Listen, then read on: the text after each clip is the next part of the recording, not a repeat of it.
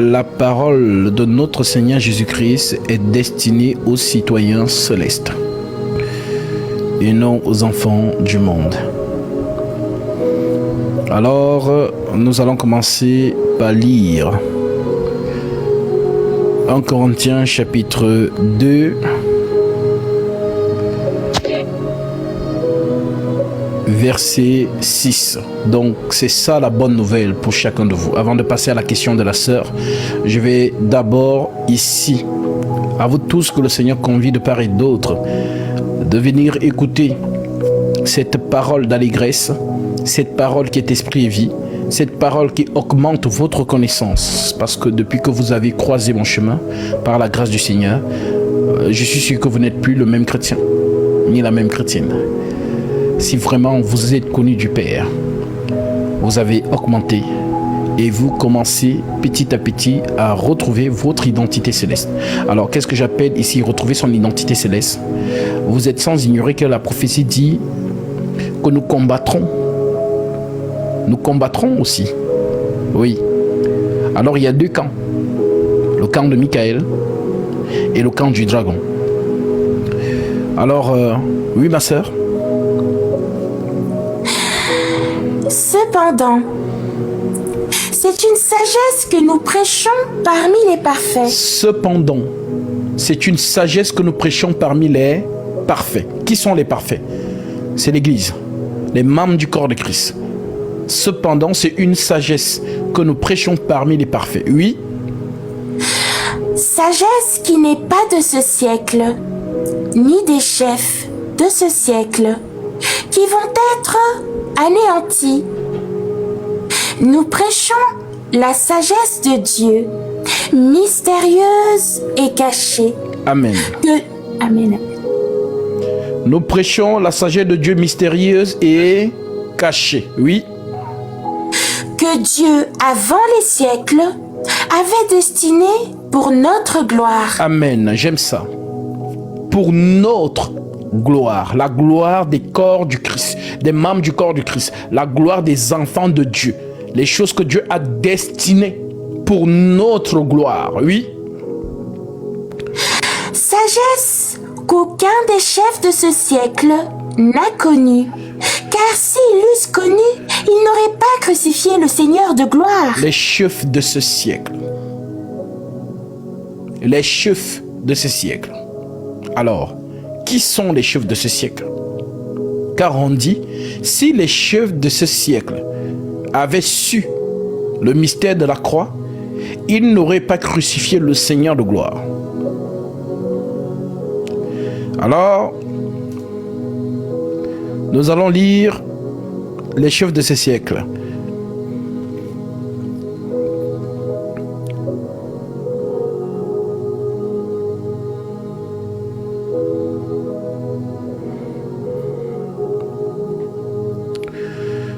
Nous sommes dans Éphésiens chapitre 2, je prends le verset 2. Vous étiez morts par vos offenses et par vos péchés, dans lesquels vous marchiez autrefois selon le trône de ce monde, selon le prince de la puissance de l'air, de l'esprit qui agit maintenant dans les fils de la rébellion. Je répète, Éphésiens 2, 2. Vous étiez morts dans vos offenses et par vos péchés, dans lequel vous marchiez autrefois, selon le trône de ce monde, selon le prince de la puissance de l'air, le prince de la puissance de l'air et de l'esprit qui agit maintenant dans les fils de la rébellion, en d'autres termes les fils de la perdition. Je prends encore une autre écriture.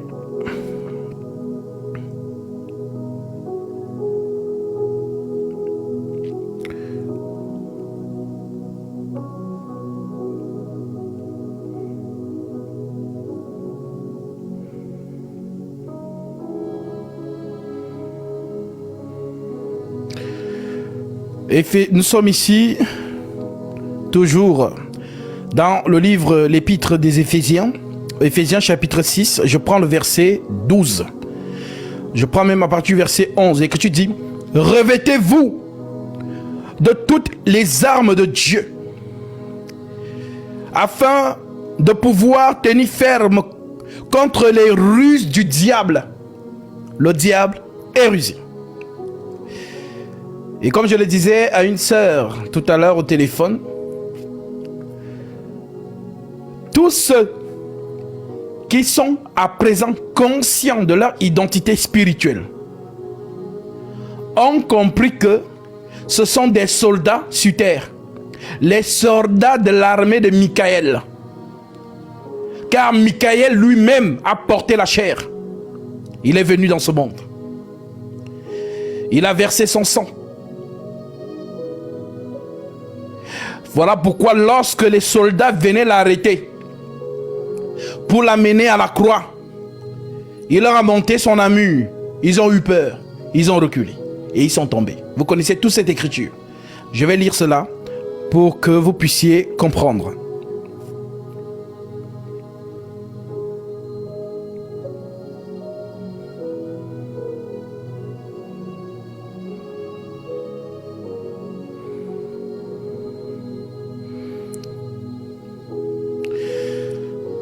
Jean 18, verset 7.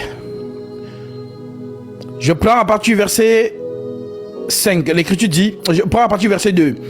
Judas qui le livrait connaissait ce lieu parce que Jésus et ses disciples s'y étaient souvent réunis. Judas donc, ayant pris la cohorte et des huissiers qu'envoyèrent les principaux sacrificateurs et les pharisiens, vint avec des lanternes, des flambeaux et des armes.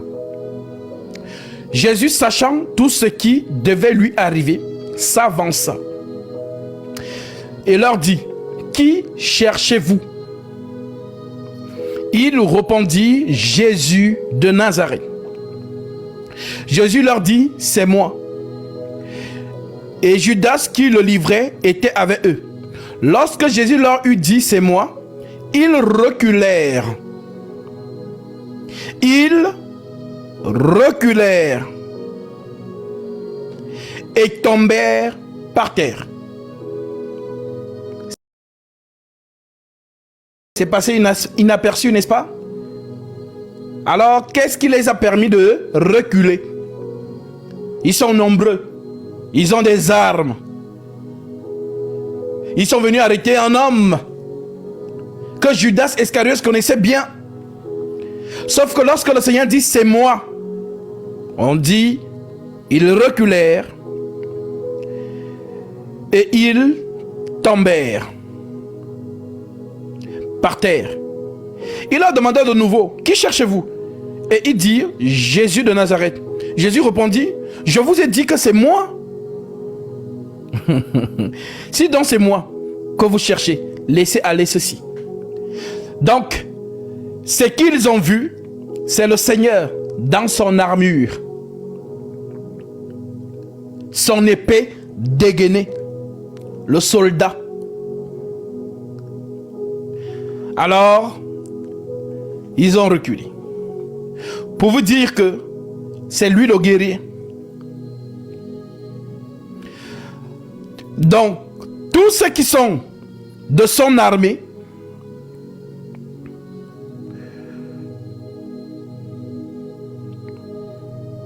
écoutez donc ceci. Éphésiens 6, 12. Revêtez-vous de toutes les armes de Dieu, afin de pouvoir tenir ferme contre les ruses du diable. Car nous n'avons pas à lutter contre la chair et le sang, mais contre les dominations, contre les autorités et contre les princes de ce monde des ténèbres, contre les esprits méchants dans les lieux célestes. Donc, si vraiment tu découvres que tu es un ange sur terre, alors sache que personne ne va te dire de prier. Personne ne va te dire de faire quoi que ce soit. Tu sauras ce que tu fais sur la terre pour contrecarrer les projets de l'ennemi.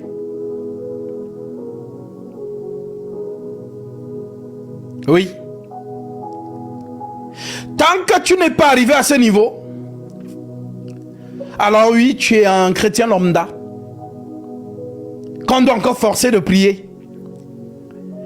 Tous ceux qui sont du Christ, réellement, l'enseignement fait en sorte que vous soyez transformés. Parce que lorsque je découvre ce que je suis, alors je comprends pourquoi je suis sur la terre en cet instant, en ce moment. En fait, je ne suis pas monsieur et madame tout le monde. Non. Je ne suis pas monsieur et madame tout le monde. Je ne suis pas venu simplement pour me marier sur terre, avoir du travail, avoir mon CDI, mon entreprise, aller en vacances avec mes enfants, ma femme. Et là c'est ça la vie. Non. Je suis une lumière sur la terre des hommes. Vous êtes la lumière du monde. Une lumière est un ange. Vous êtes la lumière du monde. Que votre lumière luise dans les ténèbres. Les ténèbres ici, ce n'est pas la nuit. La nuit, non. La nuit que vous voyez, voilà, l'éclipse. La nuit, non. Les ténèbres, c'est le monde des dominations. Je répète, car nous n'avons pas à lutter contre la chair et le sang, mais contre les dominations, contre les autorités, contre les princes. Ils sont des dominations. Ils sont des autorités. En autorité est un chef. Même dans votre langage de la société, on appelle les membres du gouvernement les autorités. Donc une autorité, c'est un chef. Qu'il soit de lumière, qu'il soit des ténèbres. Car dans le rang du Seigneur, il y a aussi les dominations, les trônes, les autorités. La guerre se passe entre les autorités, entre les dominations.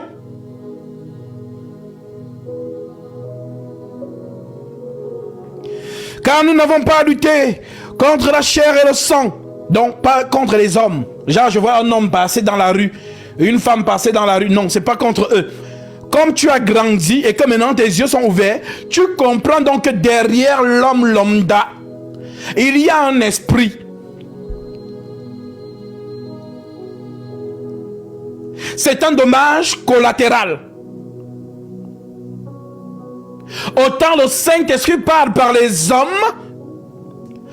autant Satan parle aussi par les hommes. Autant le Saint-Esprit démontre la puissance par les hommes, autant Satan le fait aussi. Alors vous comprendrez pourquoi Dieu a besoin de tabernacler encore, appelé Moïse, pour se présenter en Égypte. Moïse et Pharaon se retrouvent face à face. Pharaon, c'est un homme aussi. Moïse est un homme aussi. Alors Dieu dit à Moïse, je t'ai fait Dieu pour Pharaon. Donc Ramsès aussi, il y a une autorité derrière lui. Voilà donc pourquoi Moïse jette son bâton. Le bâton devient un serpent. Pharaon aussi jette son bâton. Le bâton aussi devient un serpent. Que le plus fort gagne. Et on a vu le plus fort gagner. Le serpent de Moïse a avalé celui de Pharaon. C'est un rappel. Pour que tu prennes conscience que la vocation à laquelle nous sommes, ce n'est pas la vocation des hommes. C'est la vocation des esprits. Il y a deux camps. Il n'y a pas de demi-mesure. Il y a deux camps.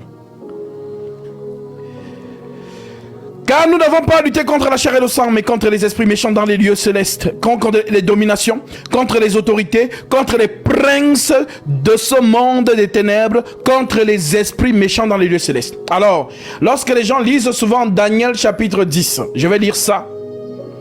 Je place les bases avant qu'on ne commence.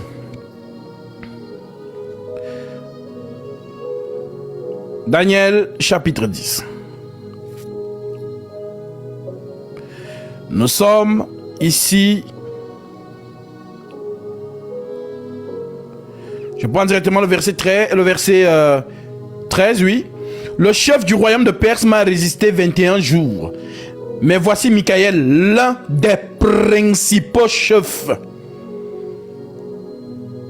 L'un des principaux chefs. Alors quand les gens lisent ça, ils vous disent, ah, tu as vu?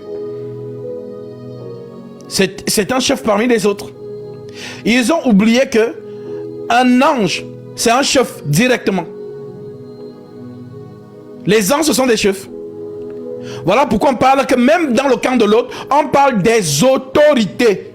Une autorité est un chef.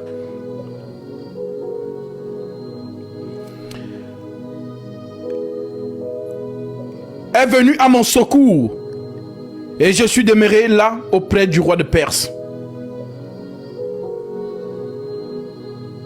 Maintenant, c'est ce qu'on a dit, n'est-ce pas? Le chef du royaume de Perse, donc le chef du royaume de Perse, m'a résisté 21 jours. Voici Michaël. Donc nous comprenons que Michaël ne se lève que lorsqu'il y a celui qui a la même matière que lui. Nul ne peut combattre Satan si ce n'est son créateur.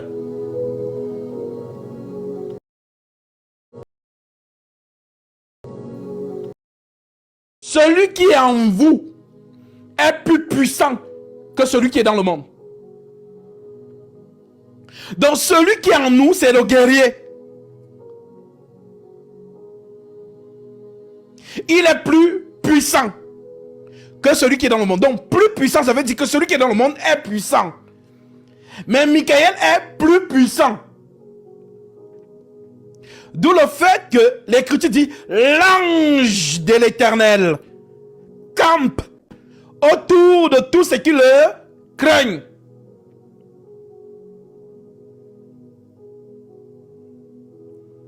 Oui.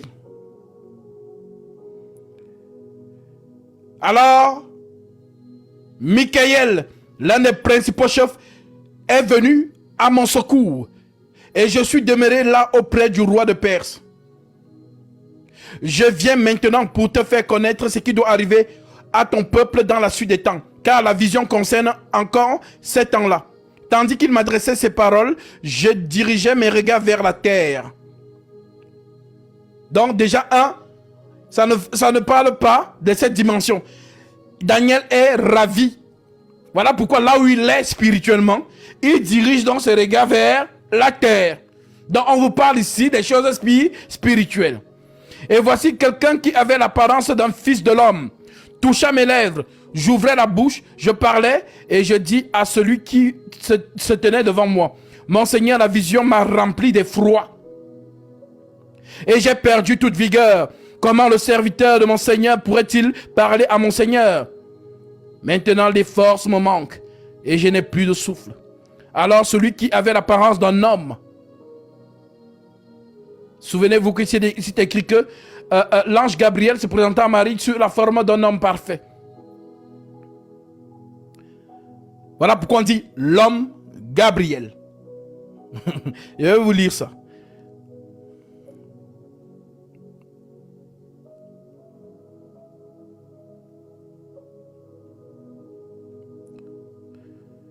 Daniel 9, 21, on dit, je parlais encore dans ma prière quand l'homme Gabriel,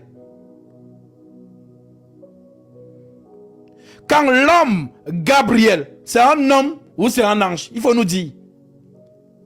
Si vous ne comprenez pas ce langage, alors vous n'allez jamais comprendre ce qui s'est passé entre Marie et Gabriel.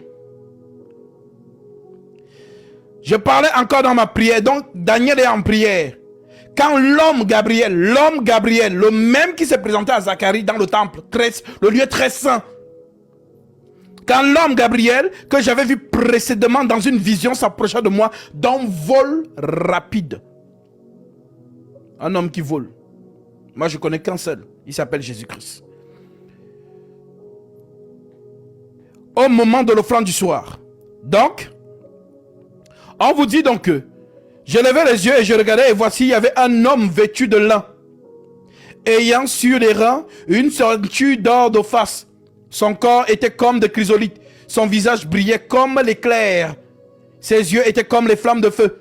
Ses bras et ses pieds ressemblaient à de la rampe polie. Et le son de sa voix était comme le bruit d'une multitude. La même description que l'homme que Jean lui voit dans Apocalypse chapitre 1 verset 8 en descendant. La même description. Et l'homme qui était avec moi, les hommes qui étaient avec moi ne les virent point. Mais ils furent saisis d'une grande frayeur. Ça vous rappelle quelqu'un qui a eu une vision? Il était le seul qui voyait. Mais ceux qui étaient autour attendaient bien la voix. Mais ils ne voyaient personne.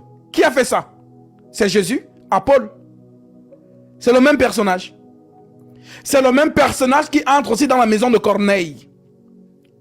C'est le même personnage qui entre aussi, qui parle à Pierre et lui fait voir la nappe avec des animaux impurs. C'est le même personnage qui dit à Philippe, lève-toi, va à tel endroit. C'est le même personnage qui entre dans la prison pour aller délivrer Pierre. Acte 12. Le Seigneur travaille. Il a dit, je ne vous laisserai point orphelin. Je viendrai à vous. Je serai avec vous tous les jours jusqu'à la fin du monde. Donc, l'ange de lumière dont on parle n'est rien d'autre que Gabriel, le Seigneur Jésus-Christ, dans sa dimension de messager et d'intercesseur.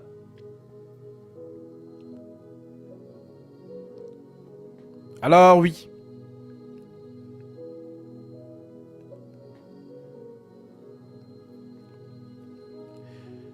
Je restais seul et je vis cette grande vision. Les forces me manquèrent, mon visage changea de couleur et fut décomposé. Et je perdis toute vigueur. J'ai entendu le son de ses paroles. Et comme j'entendais le son de ses paroles, je tombais frappé d'étourdissement, la face contre terre. Et voici, une main me toucha, me secoua mes genoux et mes mains. Puis il me dit, Daniel, homme bien-aimé, sois attentif aux paroles que je vais te dire. Et tiens-toi debout à la place où tu es, car je suis maintenant envoyé vers toi. Lorsqu'il m'eut ainsi parlé, je me tins debout en tremblant. Il me dit, ne crains rien, car dès le premier jour où tu as eu à cœur de prendre et de t'humilier devant ton Dieu, tes paroles ont été entendues. Et c'est à cause de tes paroles que je viens. Le chef du royaume de Perse m'a résisté 21 jours. Donc lorsque la vérité se déplace, le mensonge ne veut pas que la connaissance arrive à Daniel. Voilà pourquoi le Seigneur vous dit de prier sans cesse. Et voilà pourquoi l'apôtre Paul recommande à toute l'église de recommander des prières pour lui. Je vous lis ça. Et on revient dans Daniel 10, nous sommes arrivés au verset 13. Je prends Colossiens. Chapitre 4. Verset 1. On dit, persévérez dans la prière. Veillez-y avec action de grâce. Priez en même temps pour nous, afin que Dieu nous ouvre une porte pour la parole, en sorte que je puisse annoncer le mystère de Christ, pour lequel je suis dans les chaînes, et le faire connaître comme je dois en parler.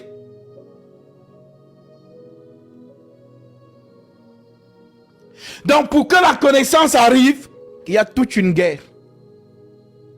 Puisque la connaissance délivre, car Christ dit, lorsque le Fils vous affranchira, alors vous serez réellement libre.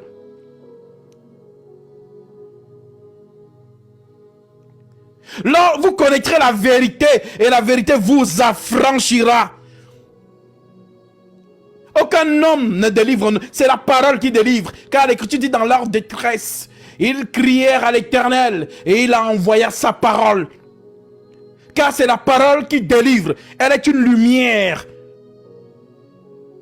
Donc lorsque la lumière est proclamée dans le monde des démons, dans le monde des ténèbres, alors les âmes qui sont captives dans les ténèbres voient la lumière et sortent. Parce que la vérité, c'est la lumière.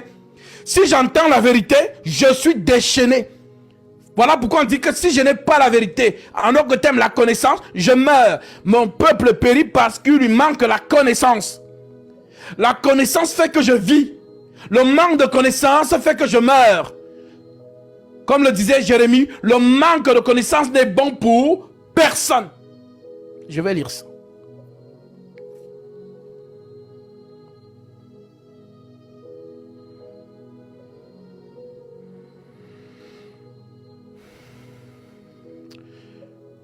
Proverbe 19, verset 2. Le manque de science n'est bon pour personne. Et celui qui précipite ses pas tombe dans le péché. Je prends encore.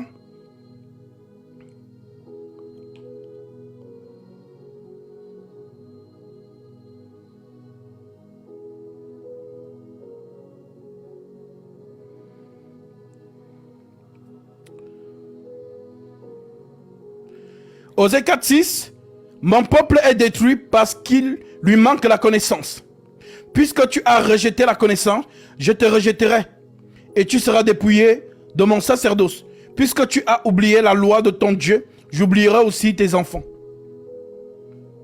Donc oui, le manque de connaissance n'est bon pour personne. La connaissance est la lumière. Et l'ennemi donc ne veut donc pas que vous accédiez à la connaissance supérieure. Car la connaissance supérieure délivre. Que celles et ceux qui ont les oreilles pour entendre, entendent. Voilà donc pourquoi Paul vous dit ceci. Oui. Mais comme il est écrit, ce sont des choses que l'œil n'a point vues, que l'oreille n'a point entendues, et qui ne sont point montées au cœur de l'homme. Des choses que Dieu a préparées pour ceux qui l'aiment. Dieu nous les a révélées par l'Esprit, car l'Esprit sonde tout, même les profondeurs de Dieu. Amen. Les profondeurs de Dieu là, l'Esprit sonde, car Dieu est profond. Voilà pourquoi cette femme a dit à un homme ce jour-là, le puits est profond et tu n'as rien pour puiser.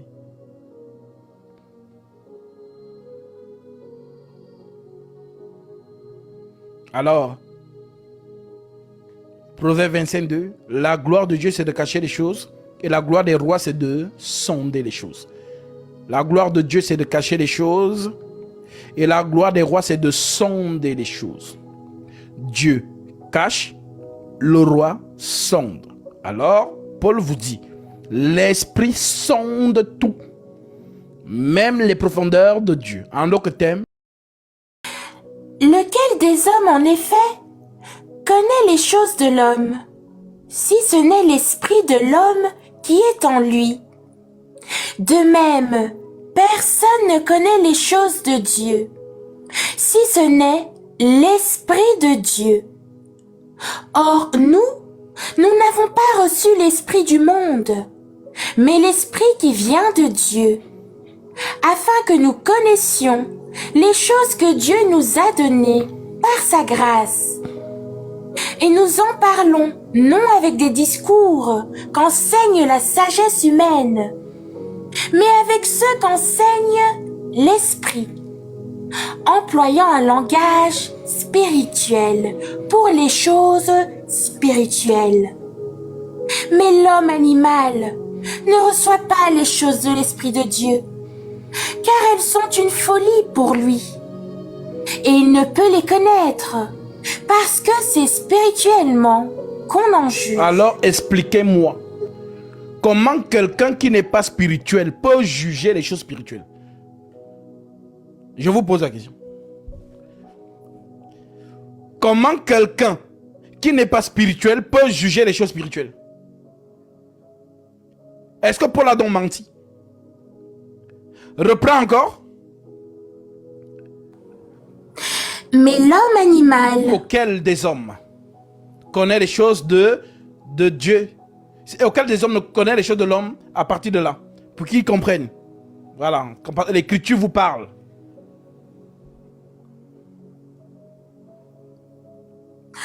Or, nous n'avons pas...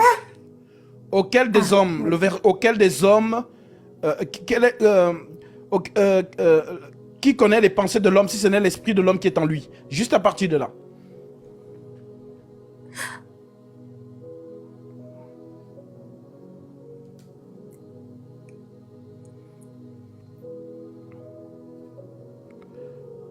Ah oui. Verset 11. Lequel des hommes, en effet, connaît les choses de l'homme, si ce n'est l'esprit de l'homme qui est en lui? En d'autres termes, vous qui m'écoutez, il n'y a que vous qui connaissez vos secrets. Donc, tu as des secrets, seul ton esprit sait, donc ta pensée, ton esprit connaît tous tes secrets. Oui. De même, personne ne connaît les choses de Dieu, si ce n'est l'esprit de Dieu. Voilà. Donc, il n'y a que Dieu qui connaît ses secrets. Voilà pourquoi ce Dieu l'a dit, invoque-moi, je te répondrai. Je t'annoncerai de grandes choses, des choses cachées que tu ne connais pas. Oui. Or, nous n'avons pas reçu l'esprit du monde, mais l'esprit qui vient de Dieu, afin que nous connaissions les choses que Dieu nous a données par sa grâce. Amen. Donc, Dieu te donne son esprit, et lorsque l'esprit te parle, tu comprends les choses de l'esprit. Si tu n'as pas cet esprit, tu ne peux pas accéder à ce niveau. Non, tu forces, tu n'as pas. Oui. Et nous en parlons, non avec des discours qu'enseigne la sagesse humaine, mais avec ceux qu'enseigne l'esprit, employant un langage spirituel. Ok. Maintenant, dites aux gens qui disent qu'ils enseignent la parole là, demandez-leur d'employer le langage spirituel. D'abord, employer un langage spirituel, c'est quoi? C'est quoi le vocabulaire spirituel? Mais vous allez voir des gens qui vous disent qu'ils sont enseignants.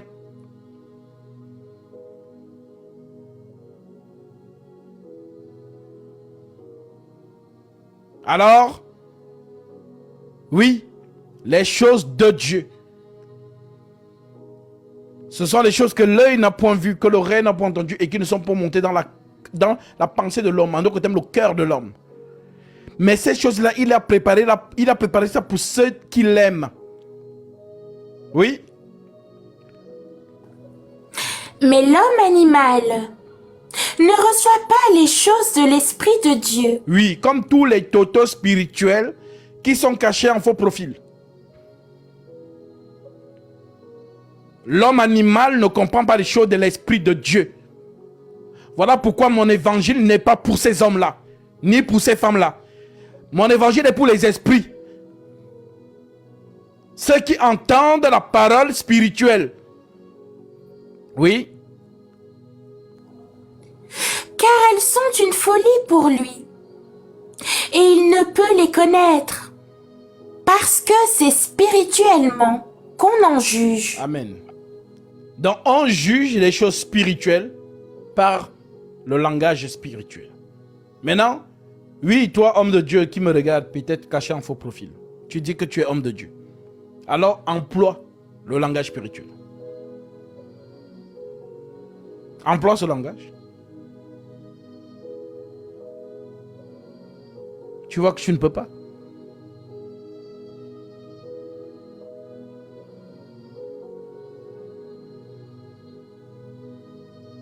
dans le ministère ne se force pas.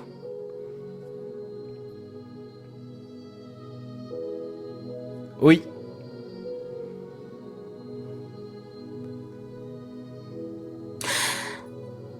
L'homme spirituel, au contraire, juge de tout, et il n'est lui-même jugé par personne.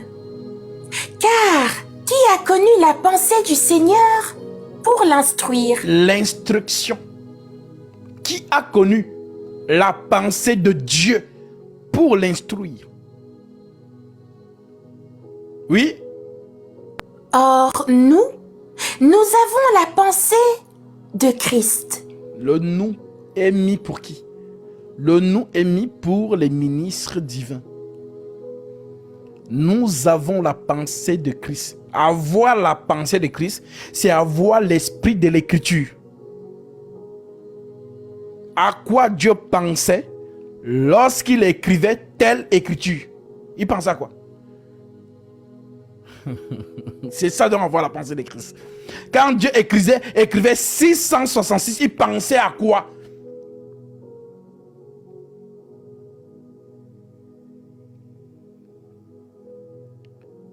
Donc toute écriture de Dieu a une pensée. Donc le ministre, c'est celui qui a cette pensée. Voilà pourquoi Paul dit, nous avons la pensée de Christ. Et non, on ne pense pas par le cerveau. 3. Donc 3, c'est plusieurs, c'est pluriel. Donc créons l'homme à notre image. Ça veut dire qu'ils sont 3. Voilà donc les totaux spirituels. En d'autres termes, l'homme du cerveau. Voilà. Donc lui, son cerveau, l'homme animal a un cerveau. Quand on dit homme animal, c'est un homme qui a un cerveau. Et qui raisonne par son cerveau. Ça, c'est la limite du commun mortel. Maintenant, le commun des esprits a un langage.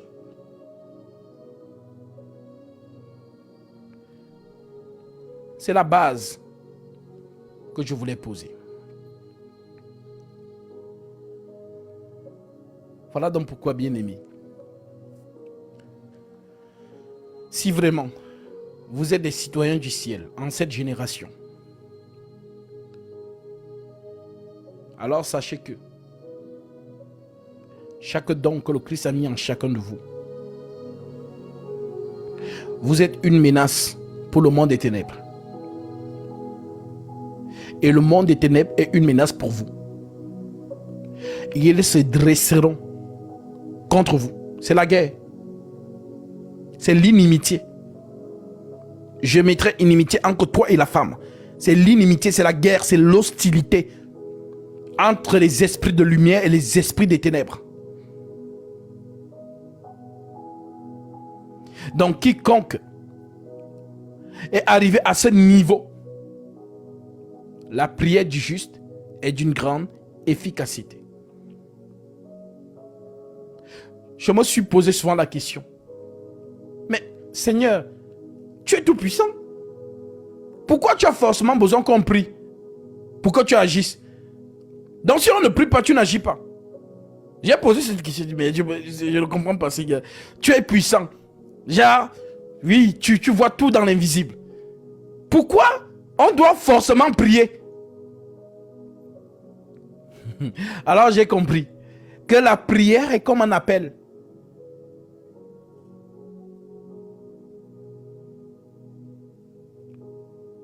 C'est comme une invocation. Voilà pourquoi on dit la prière du juste est d'une grande efficacité. Le grand apôtre Paul, qui a la connaissance, vous insiste que vous devez prier pour lui. En son temps, voici ce qu'il disait. Colossiens 4, je répète, persévérez dans la prière. Veillez-y avec action de grâce. Priez en même temps pour nous, les ministres, afin que Dieu nous ouvre une porte. Une porte doit s'ouvrir. À chaque fois que la porte s'ouvre, c'est l'excellence de la connaissance qui augmente. Afin que Dieu nous ouvre une porte pour la parole. En sorte que je puisse annoncer le mystère de Christ, Donc Christ est un mystère. Donc chaque porte qui s'ouvre dans les dimensions célestes, c'est la connaissance qui arrive sur terre. Pour lequel je suis enchaîné. Et de le faire connaître comme je dois en connaître, comme je dois en parler. Conduisez-vous avec sagesse envers ceux du dehors et rachetez le temps. Que votre parole soit toujours accompagnée de grâce, assaisonnée de sel, afin que vous sachiez comment il faut répondre à chacun. Alors, ma sœur, mon frère, toi qui n'avais pas compris ces choses ainsi, ta prière fait bouger les choses dans les cieux. Voilà pourquoi Daniel donc, un exemple parle pas pour chacun de nous. Parce que c'est un homme comme toi et moi. Voilà. Daniel 9, verset 20. L'écriture dit quoi? Je parlais encore dans ma prière. Je confessais mon péché et le péché de mon peuple d'Israël. Je présentais mes supplications à l'Éternel, mon Dieu, en faveur de la sainte montagne de mon Dieu. Je parlais encore dans ma prière quand l'homme Gabriel que j'avais vu précédemment dans une vision s'approcha de moi d'un vol rapide au moment de l'offrande du soir.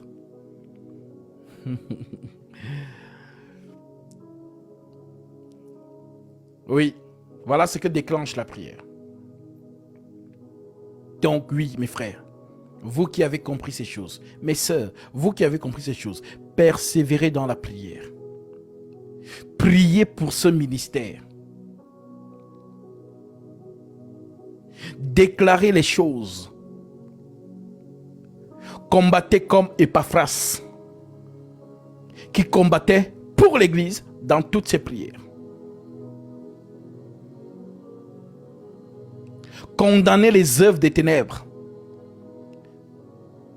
Condamnez tout esprit qui ne confesse pas le saint nom de Jésus-Christ et qui ne le reconnaît pas comme seul Seigneur et seul Sauveur, seul Roi, immortel et invisible. Cela rend l'Église encore plus puissante. J'ajoute à ceci, acte 4. Acte 4, je suis au verset 22.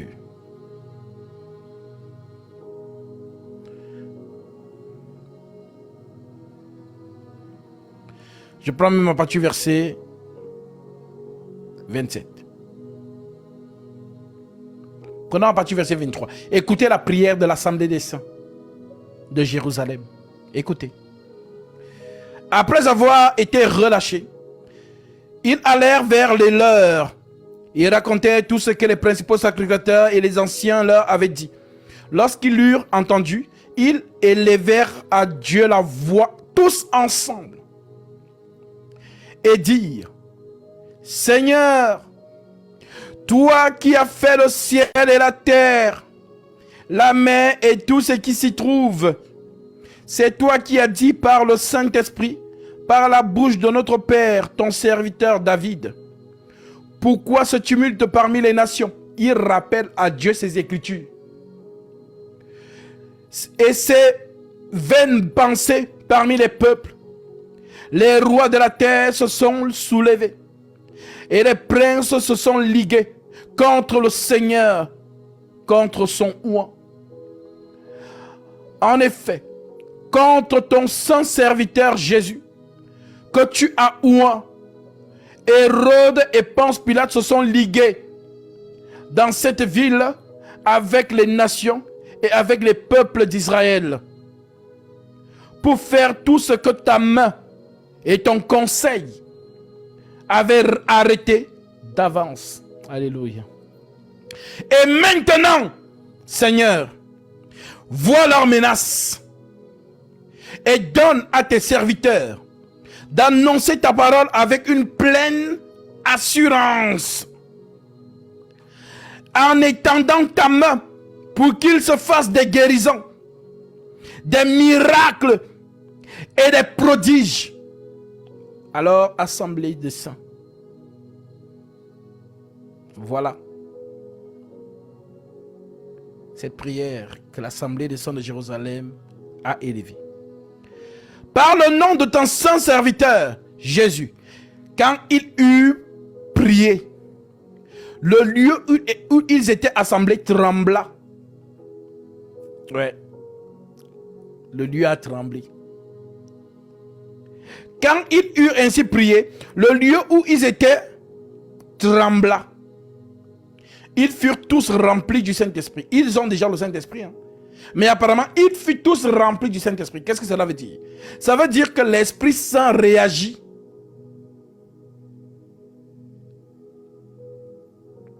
L'Esprit Saint réagit. C'est ce qu'on appelle être rempli. Vous allez souvent entendre cette expression même avec Paul Pierre lorsqu'ils sont en train de démontrer la puissance. Ils furent remplis du Saint-Esprit. En d'autres termes, l'Esprit réagit. Quand ils eurent prié, le lieu où ils étaient assemblés trembla. Ils furent tous remplis du